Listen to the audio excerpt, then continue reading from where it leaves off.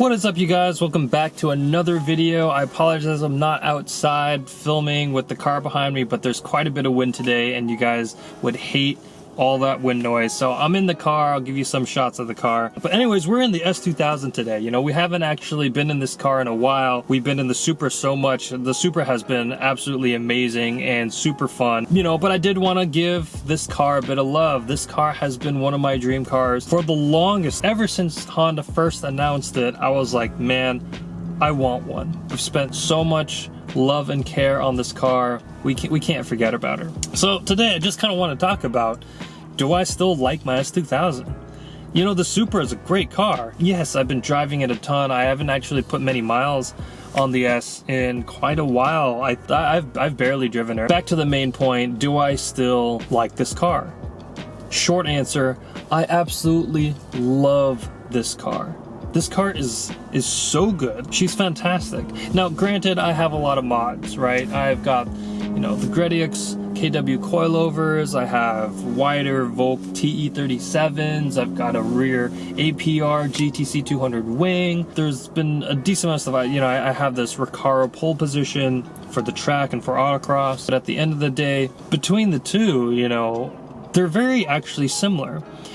They have a very similar wheelbase, which I actually was really surprised about. The Supra comes in, I think, at like 97 inches on the wheelbase, and the S2000 is 94.7 or something like that, 4 inches for the wheelbase. So they're very, very similar. They're only apart by about 3 inches, give or take, which is actually really nuts. And I think that's what kind of gives the Supra that insane, you know, turn in and you know, the sharpness that you feel when you drive the car. You know, and they're said to say that the long front, short back, they're both very much like that.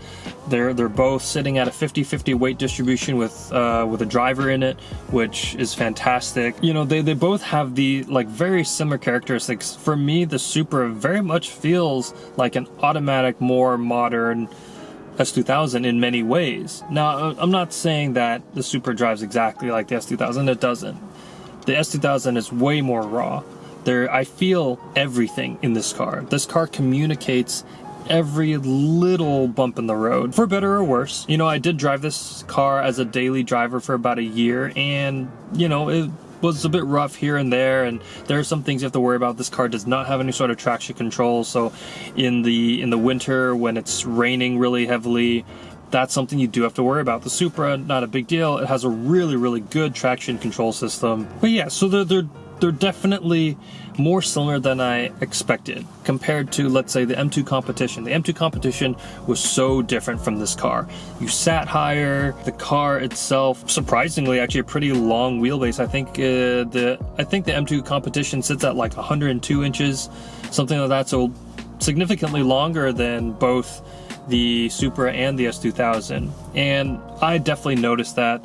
The higher seating position as well bothered me. Even the seats in the S2000 and the Supra, they kind of like, they're similar, and it's kind of mind-blowing for me, at least, how similar these two cars are. Now, driving the S2000 again, you know, you feel everything. You know, this is a 16-year-old car compared to the Supra, which is not even a year old. Yeah, I don't know, there's something about the rawness of this car, the fact that you can hear everything, the fact that they didn't bother to pad so many different things to just prevent a few squeaks here and there. Like, I really, really enjoyed that about this car. To be perfectly honest, the S2000 handles phenomenally. I believe that you know, I haven't really put them two back to back yet. I have autocrossed quite heavily with the S. I will actually be autocrossing in February with the Supra, just to kind of check her out, see what she's like. So I'm pretty excited for that. The Supra will do really well. I think I'm actually the only Supra in the entire event, which is kind of cool. The car is still pretty rare, which, to be honest, like I kind of like having two really rare cars. It's kind of nice. But yeah, I mean, I'm really curious to see how the Supra is going to match up to the S. You know, the S handled fantastically autocross. You know, it basically goes where you point it, right? There's really no, especially after the front sway bar. So I'm really excited to see how the Supra is going to handle compared to the S. I have a feeling that the S2000 might still handle better. Now granted, I do have a lot more mods on the S2000, so that could play a certain role into it. You know, I am planning on getting some lowering springs for the Supra, possibly a front sway bar if I need it after, you know, I take it to the track a few times, but we'll see. And then honestly, of course, the one thing we have to talk about, the S2000 is a manual. I still love driving manual. As much as I love the Supra and as much as I love not having to deal with driving a manual, I do like having a manual car. As I explained in the Supra pickup video, I did damage my clutch foot, so I can't daily drive a manual car anymore. That's why I got rid of the M2 competition. My foot's good enough that I can drive the S periodically, you know, a few times a month. Not that bad. Not to mention the clutch in the S is pretty light, so it doesn't really put much extra strain on my foot compared to M2 competition. To be honest, the M2 competition, the clutch in there, too heavy, grab point was way too high. The M2 competition, and maybe this is just BMW manual transmissions, but it almost ruined manual for me in general. Like, I really didn't like it. I did not enjoy driving manual in that car. If I had gotten that car with the DCT, I would have enjoyed it so much more, and I would not have gotten the Supra. But like, oh my goodness, you know, it was getting to the point where while I would enjoy driving the car, every single time I would get in it, I would just be like, man, why can't it be as good as the S? And granted, very few cars have a manual transmission as good as a Honda S2000. But still, I mean, even my BRZ was great. You know, the Focus ST, while it was kind of weird and squishy, it still, I don't know, I still felt it was better. I don't know, BMW. And for me, that's kind of why a lot of people are like, oh, I really want a manual Supra. And I'm like, I don't know, man. Like, if it gets a BMW manual transmission, it might really suck. So at least for me, I'm happy with the Supra where it is. Manual for the S2000 is fantastic. I love driving this car. It's so good. I have contemplated getting rid of this car a few times, you know, especially with my injury. I was like, you know, I can only drive this car a few times a month. You know, is that even worth it? Like, is that something I even want to do? Like, is it just a waste of money?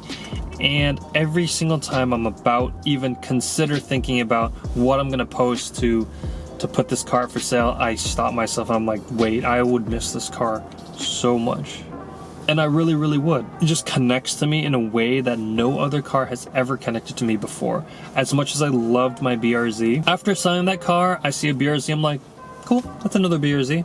But when I sold my first S2000, I don't know if you guys remember, I had that red 2004. When I sold that one, every single time I saw an S2000 on the road, man, I want another S2000. And so I got this one, right? That tells me that this car is special to me. That tells me that this car means so much to me. And it does. It's so good. And I'm so glad I got this one. And this car's been a blast, you know, like the autocross days, mountain runs, cruising with the top down.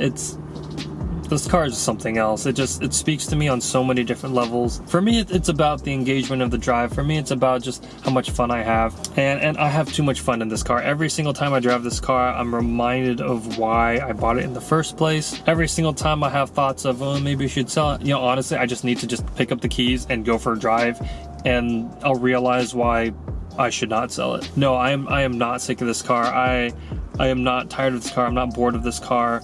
I never want to get rid of this car. If you have the opportunity to purchase an S2000, do it. You will not regret it. This car is fantastic. Plus, they're raising in value. But these, oh my god, it's so good. This car is so good. There's a certain spirit about this car that the Supra just doesn't have. Not to say the Supra is bad. To be honest, I love that car way more than I thought I would.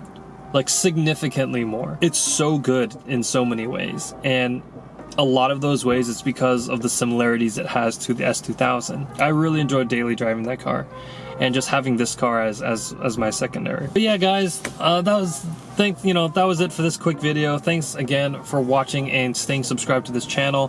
Thank you for all the new subscribers that have joined since I started this channel back up. It's been fantastic. You guys are awesome. I didn't really actually expect so much support. I know this is not super content, but I've got some stuff coming for you guys in a little bit. Stay tuned. There'll be more stuff coming for the Supra. You know, I've already kind of told you guys what I'm gonna do, but it'll be cool. We're gonna have some really cool stuff. Thanks again, guys. Thanks for watching this video. Please like and subscribe if you haven't already, and I will see you guys on the next one.